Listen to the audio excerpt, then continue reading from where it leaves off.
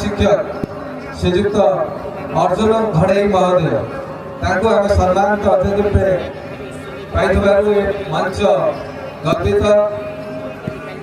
आम स्वागत करुचु अभिनंदन जनाऊँ आपण मान करताली सहित पाखे अच्छा विशिष्ट प्राबंधिक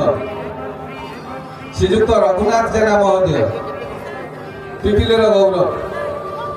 श्रीजुक्त रघुनाथ जेना आम गहन उपस्थित अनेक कृतज्ञता ज्ञापन करुचु साधुवाद ज्ञापन करुचु। आमर रघुनाथ सार गोटे बही प्रकाशित हम आसंता 19 तारिख में पिपिली पुस्तक मेल आपण मैंने पहुँचे बहु संख्यार से कविता आसर भी हम यहाँ पर अच्छा आम जटणी गौरव तथा विशिष्ट अनुष्ठान प्रत्येक अनुष्ठान से अच्छा सी निजे जन अनुष्ठान जड़े अवसर प्राप्त प्रधान शिक्षक जड़े साहित्यिक वरिष्ठ नागरिक मंचर सभापति एवं पुस्तक मेलार कार्यकारी जटणी पुस्तक मेलार कार्यकारी सभापति से होती आमर श्रीजुक्त जवाहरलाल सुबुद्धि महोदय से आम आज मंच सम्मानित अतिथि तेणु आम अनुष्ठान तरफ हार्दिक अभिनंदन शुभेच्छा ज्ञापन करुँ।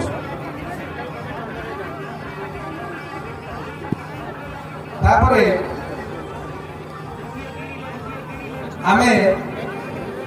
बहु दिन धरी जो प्रतीक्षा करथिले 2019 मसीह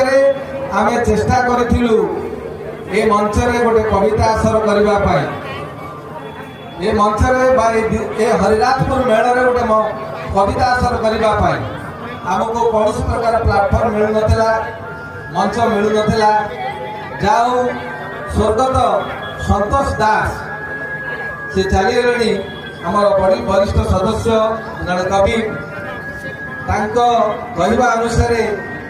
बासु साहब सहित आमको से भेट कराइले ए मंचर मालिक ए मंचर संपादक आज तांको जोगु आमे आज ए पंचम वर्ष पदार्पण करिछि साहित्य आसरर आमे 2020 रे साहित्य आसर पाई वासुदेव सार कहिथिले किंतु कोरोनार महामारी कारणरू आमे से वर्ष आमे समस्त प्रस्तुति को सेठ बंद करथिलु आ करि पारि नथिलु तापर 2022 रु आरंभ